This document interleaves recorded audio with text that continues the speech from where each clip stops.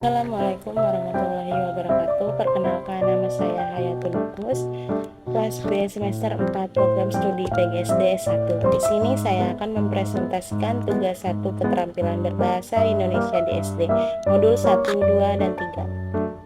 Pada modul pertama ini kita akan membahas hakikat keterampilan berbahasa. Pengertian keterampilan berbahasa merujuk pada kemampuan seseorang dalam menggunakan bahasa secara efektif dan efisien dalam berkomunikasi. Keterampilan berbahasa dapat dikelompokkan ke dalam dua kategori, yakni aspek reseptif dan aspek produktif. Aspek reseptif bersifat penerimaan atau penyerapan, seperti yang tampak pada kegiatan menyimak dan membaca. Sementara aspek produktif bersifat pengeluaran atau pemproduksian bahasa, baik lisan maupun tertulis, sebagaimana yang nampak pada kegiatan berbicara dan menulis. Aspek-aspek keterampilan berbahasa. Aspek-aspek keterampilan berbahasa ada 4. Yang pertama ada menyimak, yaitu berupaya memberi makna terhadap bahasa lisan yang disampaikan si penyampainya. Yang kedua ada berbicara, yaitu mengirimkan pesan dengan menggunakan bahasa lisan. Yang ketiga ada membaca, yaitu berupaya memberi makna terhadap bahasa tulis yang disampaikan penulisnya. Dan yang keempat ada menulis, yaitu mengirimkan pesan dengan menggunakan bahasa tulis. Manfaat keterampilan berbahasa. Keterampilan berbahasa bermanfaat dalam melakukan interaksi komunikasi dalam masyarakat. Banyak profesi dalam kehidupan bermasyarakat yang keberhasilannya antara lain bergantung pada tingkat keterampilan berbahasa yang dimilikinya. Misalnya profesi sebagai manajer, jaksa, pengacara, guru, penyiar, dai, wartawan, dan lain-lain. Keterkaitan antar aspek keterampilan berbahasa. Berbicara dan mendengarkan atau menyimak merupakan dua aspek keterampilan berbahasa lisan yang berkaitan erat. Berbicara bersifat produktif, sedangkan mendengarkan atau menyimak bersifat reseptif. Dua aspek keterampilan berbahasa lainnya yaitu menulis dan membaca. Keduanya merupakan jenis keterampilan berbahasa ragam tulis. Menulis merupakan kegiatan berbahasa yang bersifat produktif, sedangkan membaca bersifat reseptif. Dalam pemerolehan atau belajar suatu bahasa, keterampilan berbahasa jenis reseptif tampak banyak mengandung pemerolehan bahasa jenis produktif. Dalam suatu peristiwa, komunikasi sering kali beberapa yang bisa digunakan dalam komunikasi tulis. Dalam aktivitas berkomunikasi, keempat aspek keterampilan berbahasa itu tidak digunakan secara tunggal, melainkan digunakan bersama-sama guna mencapai tujuan komunikasi. Modul 2. Keterampilan menyimak. Menyimak adalah suatu proses kegiatan mendengarkan lambang-lambang lisan dengan penuh perhatian, pemahaman, apresiasi, serta interpretasi untuk memperoleh informasi, menangkap isi, serta memahami makna komunikasi yang tidak disampaikan oleh pembicara melalui ujian atau bahasa lisan. Menyimak bahasa merupakan pelajaran pertama menggunakan bahasa. Salah satu keterampilan berbahasa yang didapat secara alami ialah menyimak. Bunyi mulai dari menirukan bunyi-bunyi, kata-kata, kalimat dari orang-orang yang berada di sekitar dengan menyimak, yang akhirnya mereka dapat berkomunikasi dengan lancar. Menyimak konsentratif ialah kegiatan menyimak yang dilakukan dengan penuh perhatian untuk memperoleh pemahaman yang baik terhadap informasi yang disimak.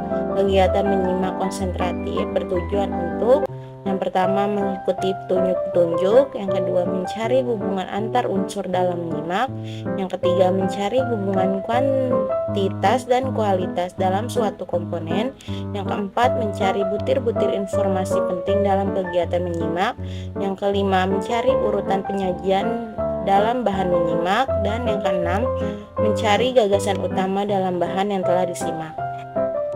Menyimak integratif ialah kegiatan menyimak yang bertujuan memperoleh informasi dengan cara mengajukan pertanyaan-pertanyaan yang diarahkan pada pemerolehan informasi tersebut. Kegiatan menyimak integratif bertujuan untuk yang pertama mendapatkan fakta-fakta dari pembicara, yang kedua mendapatkan gagasan baru yang dapat dikembangkan menjadi sebuah wacana yang menarik, dan yang ketiga mendapatkan informasi apakah bahan yang telah disimak itu asli atau tidak. Keterampilan menyimak lanjutan. Kemampuan keterampilan menyimak lanjutan dimaknai sebagai kegiatan mendengarkan informasi dan kemampuan memberikan tanggapan terhadap informasi tersebut. Pada kemampuan menyimak lanjutan, diharapkan peserta didik mampu menyimak dengan sungguh-sungguh dan menyadari menyimak sebagai suatu sumber informasi dan sumber kesenangan. Faktor yang mempengaruhi menyimak menurut H.G. Taragin sebagai berikut. Yang pertama, faktor fisik. Yang kedua, faktor psikologis. Yang ketiga, faktor pengalaman. Yang keempat, faktor sikap. Yang kelima, faktor motivasi. Dan yang keenam, faktor jenis kelamin. Tujuan kemampuan menyimak lanjutan lebih diarahkan pada mendengarkan komprehensif, kritis, dan mendengarkan apresiatif. Dengan demikian, tujuan menyimak lanjut diantaranya untuk 1. Memahami pesan, 2. Mendengarkan secara kritis, 3. Mendengarkan untuk kesenangan. Dan ada fungsinya. Fungsi menyimak lanjut diantaranya yaitu 1. Menentukan tujuan penutur dan kemudian mengorganisasikan informasi tutur tersebut supaya bisa mengingatnya. Yang kedua, menyaring pesan untuk mendeteksi alat propaganda dan bahasa persuasif. Dan yang ketiga, mendengarkan seorang penutur atau pembaca untuk kesenangan. Selanjutnya memasuki modul 3 yaitu keterampilan berbicara. Para pakar mendefinisikan kemampuan berbicara secara berbeda-beda. Tarigan 1951 mengemukakan bahwa keterampilan berbicara adalah kemampuan mengucapkan bunyi-bunyi artikulasi atau kata-kata untuk mengekspresikan, menyatakan serta menyampaikan pikiran, gagasan, dan perasaan. Sejalan dengan pendapat di atas, Jago Tarigan 1990 menyatakan bahwa berbicara adalah keterampilan menyampaikan pesan melalui bahasa lisan. Arsjad dan Mukti 1993 mengemukakan pula bahwa kemampuan berbicara adalah kemampuan mengucapkan kalimat-kalimat untuk mengekspresikan, menyatakan, menyampaikan pikiran, gagasan, dan perasaan.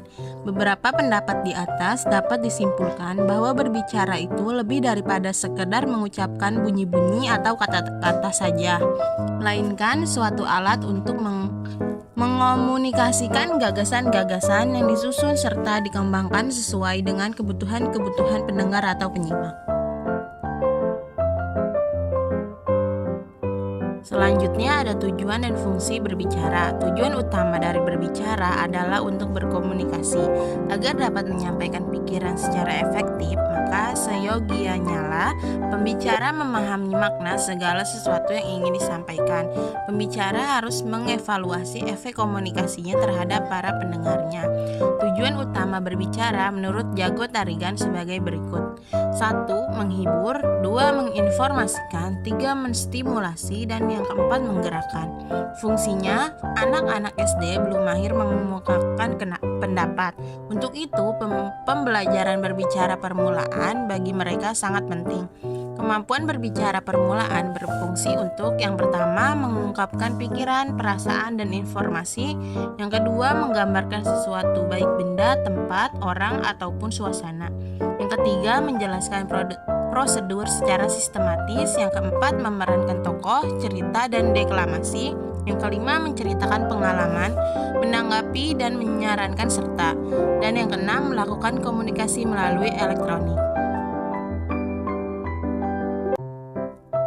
Jenis-jenis berbicara permulaan. Sebelum sampai pada jenis membaca permulaan, berikut ini dipaparkan dulu jenis berbicara secara umum. Yang pertama, berbicara berdasarkan tujuan. Yang kedua, berbicara berdasarkan situasi. Yang ketiga, berbicara berdasarkan cara penyampaiannya.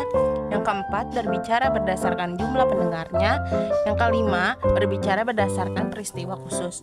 Adapun kemampuan berbicara permulaan yang sesuai dengan KTSP sebagai berikut ini.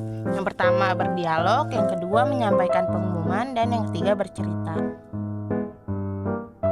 Selanjutnya ada keterampilan berbicara lanjutan. Berbicara adalah kemampuan seseorang menyampaikan pikiran, gagasan, dan perasaan dengan menggunakan bahasa lisan. Berbicara bukan hanya sekedar mengucapkan bunyi-bunyi atau kata-kata.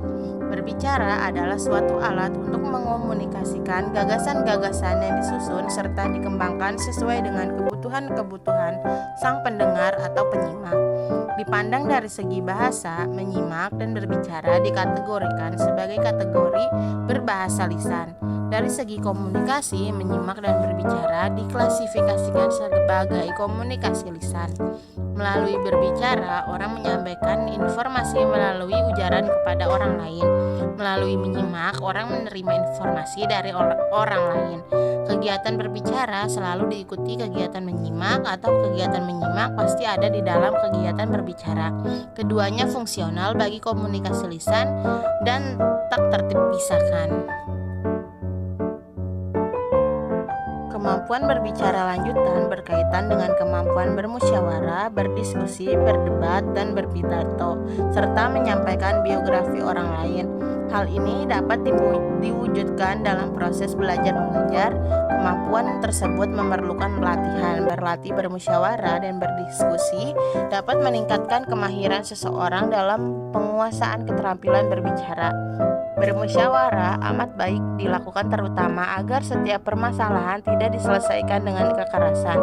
Namun apabila alasannya penguasaan keterampilan berbicara akan menjadikan Anda lebih unggul dari yang lainnya. Ketika ada masalah yang memerlukan mufakat, maka bermusyawarah adalah jalan terbaik. Hal ini sejalan dengan diskusi yang lebih mengutamakan hasil yang lebih dipadukan dengan beberapa pendapat. Adapun perbedaan di antara keduanya yaitu jika dalam bermusyawarah ada istilah voting, maka dalam diskusi tidak ada. Pidato itu sendiri lebih mengutamakan kemampuan seseorang berbicara untuk mempengaruhi pendengar dan khalayak ramai. Sekian presentasi dari saya, kurang lebihnya mohon maaf. Wassalamualaikum warahmatullahi wabarakatuh.